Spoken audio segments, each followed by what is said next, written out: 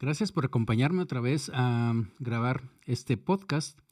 Fíjense que como ya se dieron cuenta en el título, va a tener que ver con algo de biomarcadores detectados en pacientes que tienen COVID y el daño neurológico que queda en estos pacientes que han sido internados por COVID-19.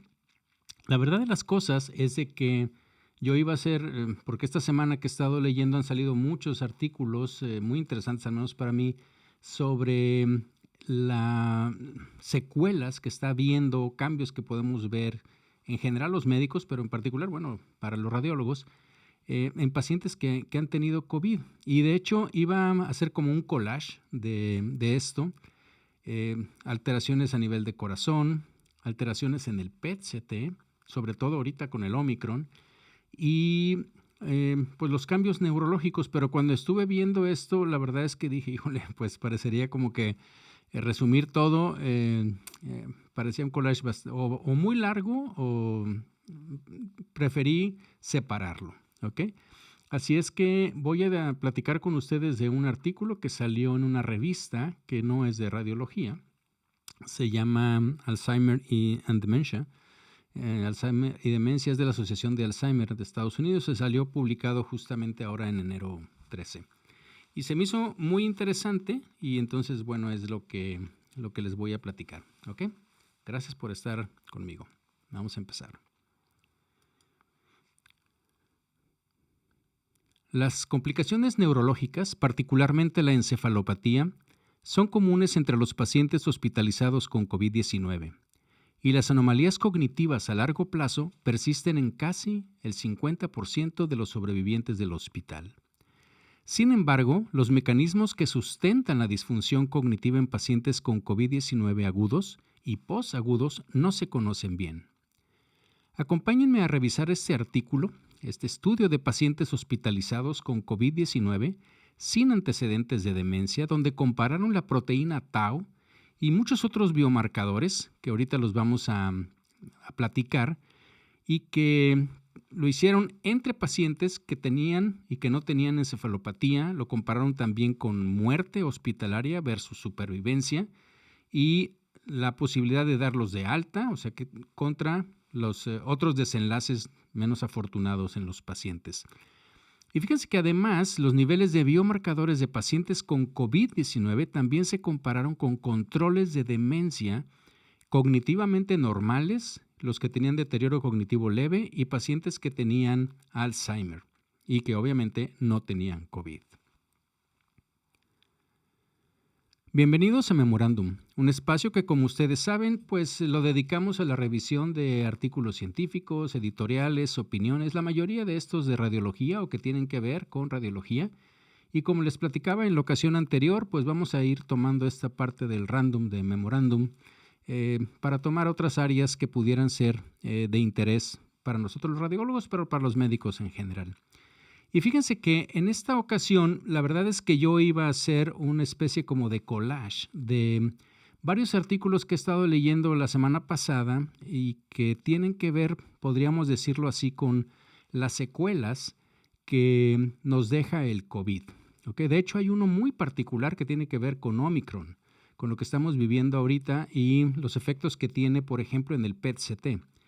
Y iba a platicar de otro que tiene que ver con las alteraciones cardíacas y la verdad es que el artículo ese en particular está tan extenso y tan importante. Y este otro que les voy a platicar que al final decidí pues mejor dividirlos y hablar por ellos de separado en lugar de juntar toda la información. Entonces, espero que les guste. Este es un artículo que apareció en una revista que no es de radiología, se llama Alzheimer and Dementia. Alzheimer y Demencia es de la Asociación de Alzheimer. Se publicó en línea recientemente, el 13 de enero.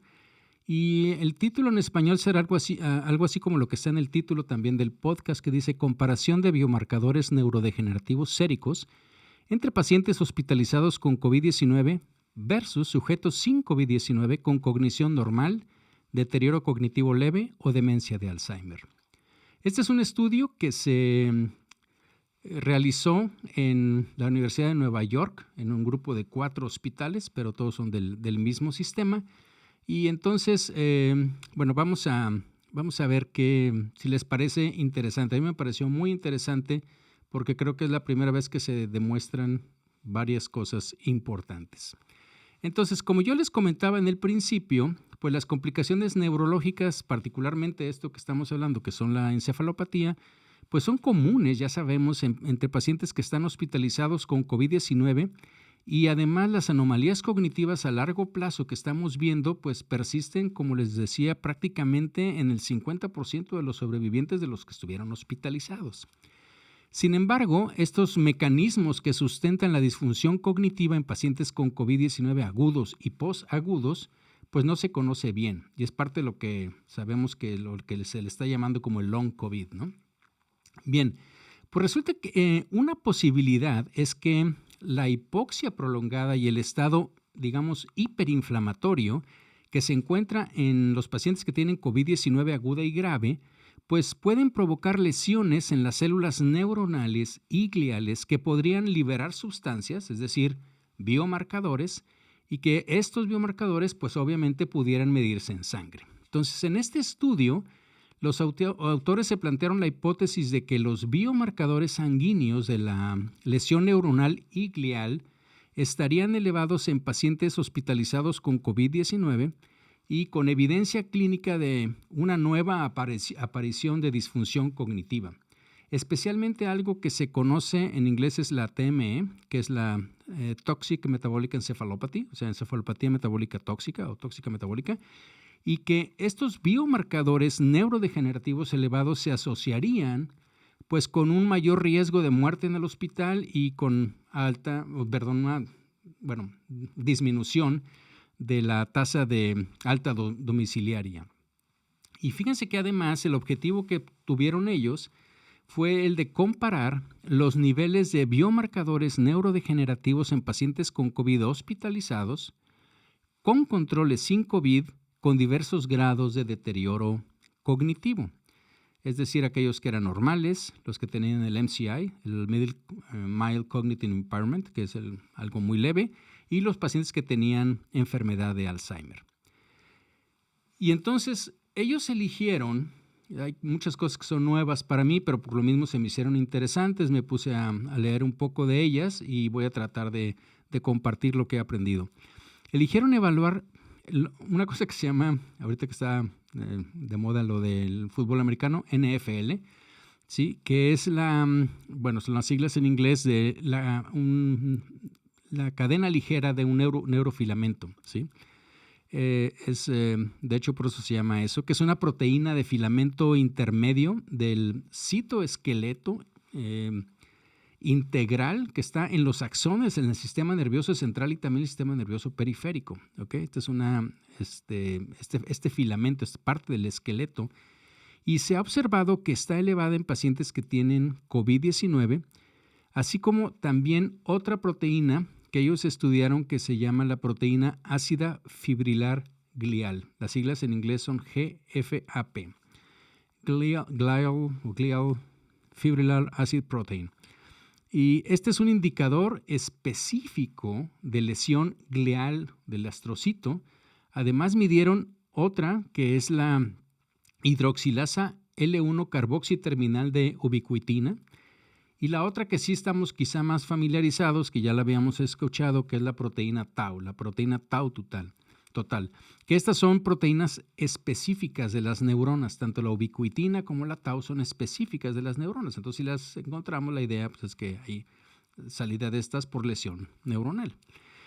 Y fíjense que también se ha informado que la tau total, la T-tau, que le llaman la cadena ligera del neurofilamento y la proteína ácida fibrilar, también casualmente están elevadas en pacientes que tienen enfermedad de Alzheimer. Ellos también evaluaron otras proteínas como la tau 181, que es un fosfolípido, una proteína con fosfolípido, y el beta amiloide, que también eso sí lo hemos escuchado, tanto el 40 como el 42, y estos, como sí sabemos, son biomarcadores más específicos de enfermedad de Alzheimer. ¿Okay? Se lo estudiaron a todos. Cabe mencionar que la cadena ligera del neurofilamento, la proteína ácida fibrilar y la hidrolasa de ubiquitina también fíjense, están elevadas después de que tenemos una disrupción de la barrera hematoencefálica. Y esto se ha documentado en estudios neuropatológicos en pacientes que han fallecido con COVID y también con enfermedad de Alzheimer. Entonces hay varias cosas que están como en común y de ahí que les despertó esta investigación o este estudio. Entonces, ¿cuál fue el diseño del estudio? ¿Cuál es la cohorte de pacientes que ellos estudiaron? Fíjense que los autores realizaron un análisis retrospectivo de pacientes con COVID-19 que se inscribieron prospectivamente en un estudio. ¿Ok? Digamos que es como un anidado, pero se hizo retrospectivo. Este estudio se llama Study of Neurological and Psychiatric Events in Acute COVID-19. En las siglas en inglés del estudio son SNAP Acute COVID. Y se recolectaron y almacenaron muestras biológicas de suero durante su hospitalización en los pacientes que tenían COVID-19. Este es un estudio que ellos realizaron, lo chequé, creo que es la referencia 3 de este artículo, pero bueno, brevemente, este estudio, el SNAP Acute COVID, que les digo, es un estudio prospectivo de pacientes consecutivos con COVID-19 que estuvieron hospitalizados en 4 hospitales del área de la ciudad de Nueva York, que estaban dentro del mismo sistema hospitalario de la New York University, y que se internaron entre el 10 de marzo del 2020 y el 20 de mayo del 2020. ¿Okay? Un equipo de neurólogos evaluó prospectivamente a los pacientes para ver si desarrollaban nuevos trastornos neurológicos durante la hospitalización aguda del COVID. Y fíjense que en este tiempo, o sea, muy pocos meses, o sea, de marzo a mayo, se incluyeron un total de 4,491 pacientes en este estudio del SNAP Acute COVID, 606 con nuevos eventos neurológicos y 3,885 sin nuevos eventos neurológicos. ¿Okay? Entonces, finalmente, de los interesantes o importantes, pero eran 606 para este estudio que vamos a ver. Ahora, todos los pacientes con COVID-19 en este estudio que les estoy diciendo de SNAP pudieron dar su consentimiento y se les tomó muestra de sangre al momento de la admisión.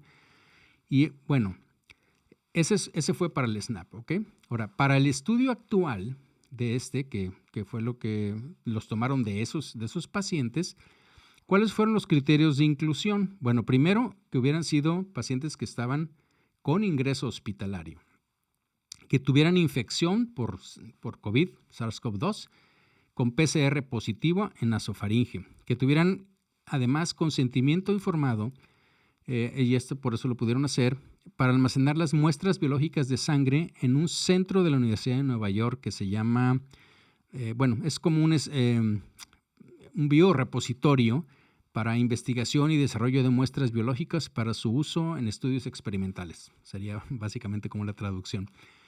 Los criterios de exclusión fueron que la prueba SARS-CoV hubiera sido negativa o que que estuviera faltante, que no lo pudieran encontrar, que el paciente no se internó, sino que simplemente se vio en urgencias, o que los pacientes ya tuvieran antecedentes de demencia de algún otro tipo, como por ejemplo, déjeme decirle, que tuviera, ya enfermedad de Alzheimer, que tuviera demencia vascular, demencia relacionada con cuerpos de Lewy, Parkinson, parálisis supranuclear progresiva, atrofia multisistémica, degeneración córtico-basal o demencia frontotemporal. O sea, todos esos pacientes al final los iban a excluir. Y se seleccionaron poblaciones de control de sujetos sin COVID-19 que tenían las mismas muestras de sangre que estaban almacenadas antes del 1 de enero del 2020, antes de los primeros casos informados de infección por SARS-CoV-2 en la ciudad de Nueva York, como ustedes se acuerdan. Y estos estaban almacenadas en el Centro de Investigación de la Enfermedad de Alzheimer de New York University. Y bueno, para esto se incluyeron 3 poblaciones de control. Aquellos que eran cognitivamente normales, y esto lo definieron por medio de un Uniform Dataset versión 3, que es lo que le llaman el UDS-3. Son pruebas psicométricas y además una calificación clínica de demencia, un score de 0. Estos eran los normales. El score es el CDR, Clinical Dimension Ratio Ranking. El MCI estaba definido por pruebas psicométricas del UDS, que les digo Uniform Dataset versión 3, que fueran anormales y además un CDR de 0.5. Y la demencia debida a Alzheimer se definió como que tenían que tener también el UDS-3 anormal, pero el CDR mayor de 1.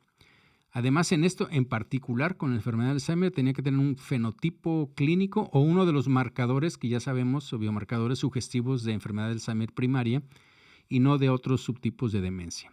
Muy bien. ¿Qué resultados tuvieron? Bueno, un total de 302 pacientes de esta corte del SNAP del Acute COVID tenían muestras de suero almacenadas disponibles para su análisis. Pero después se excluyeron 51 pacientes porque estos pacientes ya tenían demencia o deterioro cognitivo y entonces al final quedaron con 251 pacientes. La figura 1 que viene ahí, viene como todos los tipos de cómo tenían las muestras de todos estos biomarcadores en los pacientes, en estos 251 pacientes. No voy a entrar en todos los detalles, pero les voy a mencionar, por ejemplo, que debido a la disponibilidad que tenían de las muestras, por ejemplo, la cadena ligera del neurofilamento, la proteína ácida fibrilar glial y la hidrolasa de ubiquitina se analizaron en 246 de los 251 pacientes. Por ejemplo, la tau total en 241 de los 251. No siempre eran los mismos, obviamente, ¿no? Y así. Y bueno, hubo un total de 161 controles que se sometieron a las pruebas estas de biomarcadores neurodegenerativos y del otro estudio que les dije que eran los controles. Y de ahí, esto está muy parejito, había 54 que eran cognitivamente normales, 54 que tenían el MCI y 53 que tenían diagnóstico de enfermedad de Alzheimer. Bueno, ¿qué encontraron? Bueno, en este estudio, fíjense que se encontraron elevaciones significativas de estos biomarcadores sanguíneos de degeneración neuronal y glial entre pacientes hospitalizados con COVID y con signos clínicos de lesión neurológica, específicamente la encefalopatía metabólica tóxica.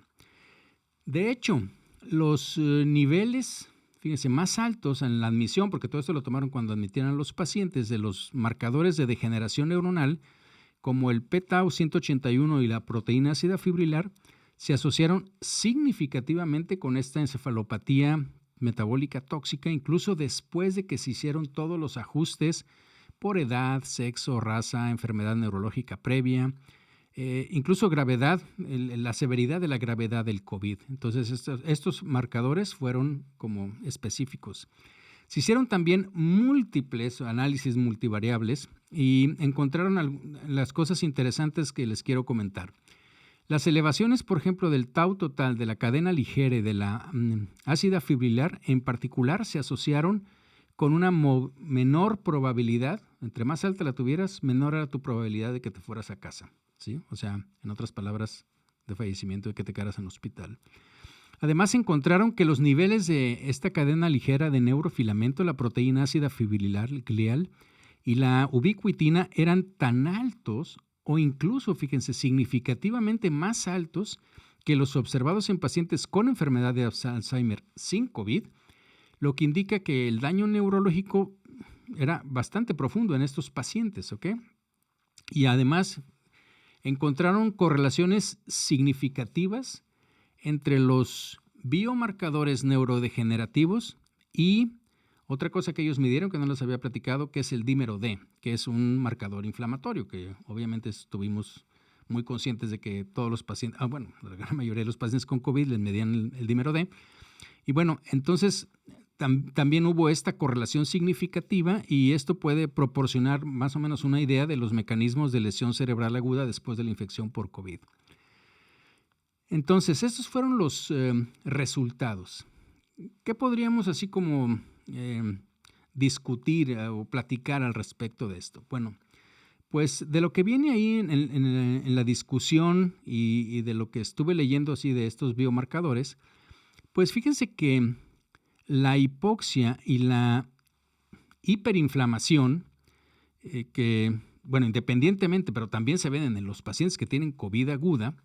Bueno, estas dos cosas, la hipoxia y la hiperinflamación, se han relacionado con el desarrollo de patologías tipo de enfermedad de Alzheimer en poblaciones obviamente que no tienen COVID. Y esto sucede mediante la upregulation, o sea, regulación a la alza de las enzimas en la vía del amiloidogénica, y también en la downregulation, en la regulación a la baja de las proteínas que descomponen el beta-amiloide. De hecho, esa es la razón por la cual se depositan las placas del beta-amiloide, porque esas enzimas no están funcionando. Fíjense que también aprendí que esto de que la fosforilación del tau, que está inducida por la hipoxia con las correspondientes déficits de memoria, se han documentado en modelos animales que han sido expuestos a hipoxia durante 6 horas al día, por una semana o por 8 semanas. Y entonces acuérdense que esto, bueno, tenía que ver mucho también con los pacientes con COVID, ya sea que haya microtrombos, ya sea que estuvieran hipóxicos, obviamente que estuvieran intubados, en fin. Entonces, es interesante, ¿no? La otra cosa es que las elevaciones de citocinas inflamatorias, por ejemplo, la interleucina 6, la interleucina 1, se correlacionaron con la disfunción cognitiva y la formación de placa amiloide, así como la patología de lo que es el ovillo neurofibrilar en los modelos animales. Entonces, esta parte, cuando tenemos la hipoxia y tenemos este proceso inflamatorio demostrado por las interleucinas, pues ahí es la base de esta lesión, pues. Ahora, fíjense que en otra referencia, no me acuerdo qué número, pero este grupo ya había descrito que la encefalopatía tóxica metabólica se relacionaba con COVID-19 y que además se asocia significativamente con elevaciones de los marcadores inflamatorios. En el caso de este, pues es la interleucina 6, el dímero D, la proteína C reactiva y la ferritina, fue lo que publicaron en el otro artículo. Y bueno, ya se sabe que la interleucina 6 en particular promueve la disfunción endotelial y la permeabilidad vascular, y obviamente esto podría desempeñar un papel en lo que es la disfunción de la barrera hematoencefálica después de que los pacientes tienen infección por SARS-CoV-2. ¿Okay? Ahora, los datos, hay neuropatología también, y los datos neuropatológicos entre los pacientes fallecidos por COVID-19 han revelado evidencia de lesión hipóxica, así como también inflamación endotelial y alteración, obviamente, pues de la barrera hematoencefálica. Y esto puede estar mediado en parte por este estado hiperinflamatorio que está relacionado con el COVID. Ahora, fíjense que esta disrupción de la barrera hematoencefálica también se ha implicado en la patología de tipo Alzheimer en pacientes que no tienen COVID. Y bueno, también, y yo creo que ya para finalizar, otra asociación importante entre el COVID y la enfermedad de Alzheimer es el vínculo con el genotipo. ¿Se acuerdan que hay una apoproteína, la E4, que es un marcador del aumento de... Bueno, es como un riesgo genético, ¿sí? Que será más impactante para tener, o más probable que tengas una enfermedad de Alzheimer de inicio tardío, el que tengas este genotipo, o sea, la apolipoproteína E4, pues resulta también que ¿sí? Ya se demostró en otras referencias que vienen ahí, que también se asocia con un aumento en la gravedad que vas a tener en pacientes con COVID. Entonces es otra asociación más que existe entre lo que sucede en los pacientes con COVID grave y datos neurológicos y los pacientes con enfermedad de Alzheimer. Entonces, en conclusión, los biomarcadores neurodegenerativos séricos neuronales, gliales y axonales, que incluyen la tau total, la proteína tau 181, el neurofilamento de cadena ligera, la proteína ácida fibrilar glial, la hidrolasa L1 carboxi terminal de ubiquitina, bueno, todos ellos se elevaron significativamente en pacientes con encefalopatía y también se asociaron con menor posibilidad de alta después de la hospitalización por COVID-19. Estos marcadores se correlacionaron con la gravedad también del COVID. Además, los niveles de esta NFL, del neurofilamento de cadena ligera, la proteína ácida fibrilar y la hidrolasa de ubiquitina, en pacientes hospitalizados con COVID fueron similares, como les decía, o incluso más altos que los niveles observados en pacientes que tienen enfermedad de Alzheimer sin COVID. Bueno, pues obviamente Esto a mí se me hace muy interesante. Los mismos autores dicen que pues se justifican estudios que rastreen, bueno, ahora, porque acuérdense que este estudio del SNAP era acute COVID, ¿sí? Era agudo. Entonces, lo que ellos están viendo ahorita y está corriendo un estudio, porque esto, digo, lo acaban de publicar, pero como les dije, pues eran pacientes que habían terminado, que se habían internado hasta mayo del 2020. Entonces, están viendo los efectos a largo plazo. De hecho, hoy estoy hablando, es 20 de enero del 2022, salió una publicación en Canadá y en alguna otra parte.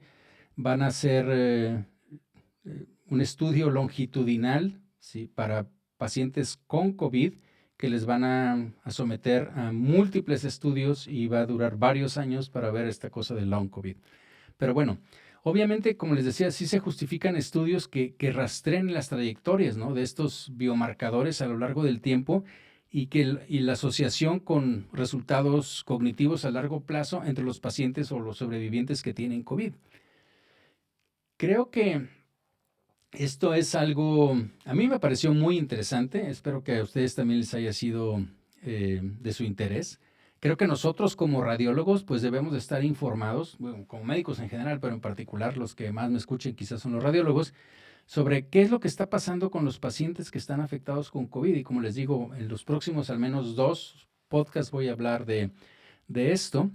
Y claro que hay muchas preguntas interesantes, ¿no? Al menos que, digo, no platicaré todas, pero estas alteraciones se presentan independientemente de la variante que haya infectado a los pacientes. Yo sé que los que estamos hablando es pacientes que estuvieron hospitalizados, que estuvieron graves o moderadamente graves a graves, pero ya estamos viendo que hay la idea o la preocupación es de que aparentemente con esta variante del Omicron, pues es menos el daño que tenemos pulmonar, pero no sabemos de otros daños que pudiéramos estar teniendo, si es que existen. Hay un artículo que les adelanto que salió en el de Sociedad de Medicina Nuclear, en el Journal de Medicina Nuclear, hace apenas unos días, y que manifiesta los cambios que existen a nivel de inflamatorios, pues, a nivel de tejido de garganta, tráquea, mediastino, en fin, y que se puede observar por medio de PET, eso lo platicamos en otra. Y también y eso es con Omicron, y también otras secuelas sobre corazón y demás, ¿no? Entonces, creo que hay cosas de las que como radiólogos tenemos que estar enterados, como médico tenemos que estar enterados de que podemos y debemos de estar haciendo seguimiento de estos pacientes. Bueno, pues espero que haya sido de su interés. Agradezco mucho el que hayan estado conmigo y les agradecería como siempre pues si me dejan sus comentarios, sugerencias ahí en las diferentes plataformas de Memorandum y nos escuchamos en la próxima. Bien, pues muchas gracias por acompañarme a grabar el podcast y como bien escucharon, pues vamos a seguramente las siguientes 2 podcasts que voy a hacer, uno tendrá que ver con la parte de corazón y la otra con el PET-CT. Muchas gracias por estar conmigo.